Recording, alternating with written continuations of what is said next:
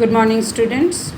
In the previous class, we have started to discuss about the sexual reproduction. A sexual reproduction already completed. Sexual reproduction we have started to discuss, and the different kinds of syngamy also we have discussed. And now we have come to the conjugation. Conjugation is the temporary union of two individuals of the same species. During their union, when the these two individuals which are participating in conjugation, they are called conjugants. Underline there, they are called the conjugants. During their union, both individuals are called the conjugants, and they exchange their nuclear material, certain amount of nuclear material, and then get separated. And where we can see, already we know conjugation is a type of sexual reproduction. We can see in amoeba, in case of Paramecium verticella, and in plants we can see bacteria, that is prokaryotes. Now next part we are going to discuss about the phases of life cycle. Organisms have three phases in their life cycle. First one is called juvenile phase. Second phase is called the reproductive phase, and third phase is called the senescent phase. Juvenile phase, or it is also called the vegetative phase, is the period of growth between the birth. The young ones will be produced from there till maturity, or the reproductive phase. So next phase, before the next phase. So individual period of growth between the birth of the individual up to the reproductive maturity or reproductive phase, that is called the juvenile phase or vegetative. Growth of the body will be taking place. Second phase is called the reproductive phase, or it is also called the maturity phase. The organisms reproduce and their offsprings reach maturity period, that is called the reproductive phase. And third phase is called the senescent phase. In that is the phase begins at the end of reproductive phase, when the degeneration sets. That means all the body parts, all the systems will become weak, and the organism will die. Degeneration sets of the structure and functioning of the body, which is called the senescent phase. Already senescence we know in case of plants, the shedding off of the plant parts is called the senescence. So in case of animals also, the phase is called the senescent phase. Now we have to come to this reproductive phase. It are two types. On the basis of time, breeding animals are two types. Some of the animals, they are showing the seasonal breeding. At particular season only they will be producing the young ones. And second type, it is called the continuous breeders. Seasonal breeders reproduce a particular period of the year, such as frogs, lizards, most birds, deers, etc. Continuous breeders continue to breed throughout their sexual maturity. Example, honeybees, poultry birds, and rabbit. So there are three phases. It is 3 marks question. What are the phases of life cycle? And one phase is different from other phase. Only the definitions will be enough for making the difference between one phase to the other. Now next part we are going to discuss about the parthenogenesis. The Greek meaning of the parthenos, virgin. What do you mean by virgin? The organisms which do not have any sexual contact, those organisms are called virgin. And genesis produce, that means not due to sexual reproduction, not due to the fertilization of one organism, the another organism will be produced. So without the fusion of gametes, sometimes organisms also produce. So this method of producing the young ones without fertilization, already we know that when in plants also we have studied parthenocarpic fruits. So here also the process is called parthenogenesis, the development of the egg into a complete individual without fertilization. That is important. Without egg will be developing the young ones.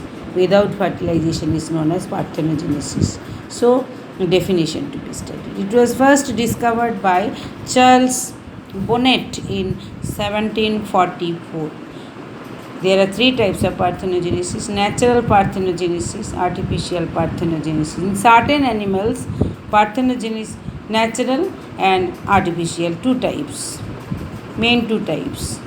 In certain animals, parthenogenesis occurs regularly, constantly, and naturally in their life.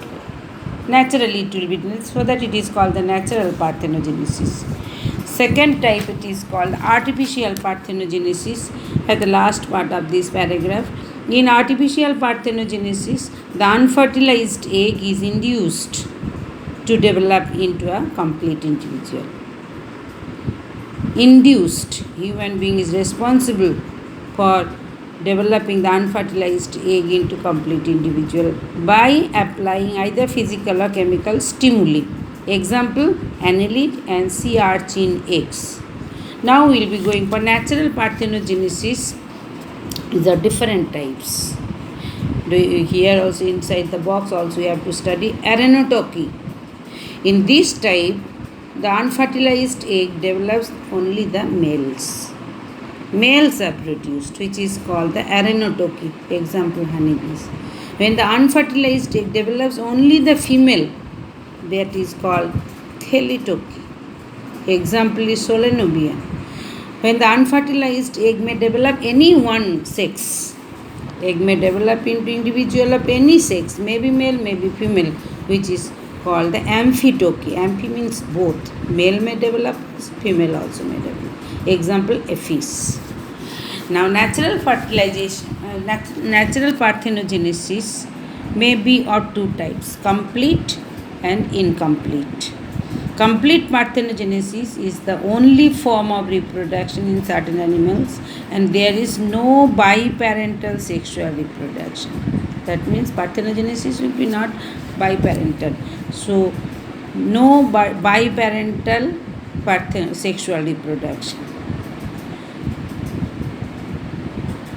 There are no male organism, and so such individuals are represented by females only.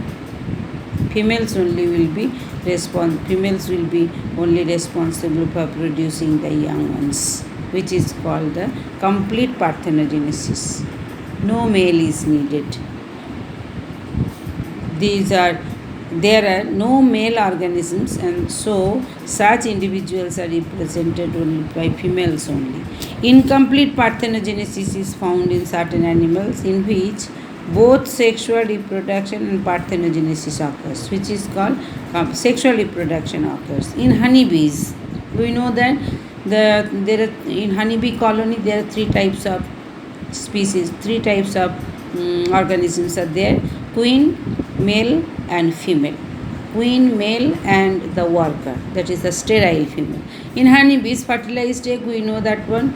Fertilized eggs are zygote develop into queen and workers. Queen is developing by getting sufficient amount of food, and workers, they are sterile female due to nutrition deficiency, the workers develop. Whereas unfertilized egg develops into the drones. So these are the mainly two types. In pedogenetic parthenogenesis, the larvae produce a new generation of larvae. Larval stage itself will be producing the another next generation of larvae by parthenogenesis. It occurs in sporocysts and radial larvae of liver fluke. Example, it is also seen in the larvae of some insects. Example, gallfly. So in the concept map it is given parthenogenesis, it is of three types: natural, artificial and pedogenesis. Natural parthenogenesis are two types: complete and incomplete. In addition to that, inside the box there are three terms are used. Now next part we are going to discuss animals mainly classified. Till here it is parthenogenesis. Animals are mainly classified into three groups: oviparous, viviparous and ovoviviparous. What is the basis? Depends on the site of development of the embryo, where this embryo is developing, whether in the mother's body or inside the egg, and gives birth of the young ones. That is the basis of classifying the animals into three categories. In oviparous animals, the young one hatch from the eggs laid outside the mother's body. It It is the site outside the mother's body which is called the oviparous. Example, reptiles and birds, their eggs are covered by the calcareous shell, that is called cleidoic egg, and invertebrates, fishes and amphibians also, the eggs are not covered by the calcareous shell but covered by the membranes, the non-cleidoic egg. Now viviparous animals that may give rise to the young ones. Viviparity is a type of development in which young ones are born alive after being nourished in the uterus through the placenta. Higher vertebrate animals, majority of mammals including human being also are viviparous. In ovoviviparous, that's the third type animals, the embryo develops inside the egg and remains in the mother's body until they are ready to hatch. They will be from the egg only, the embryo develops inside the egg and remain inside the body of the mother till how long? No, till they are ready to hatch. Till that time they will be in mother's womb.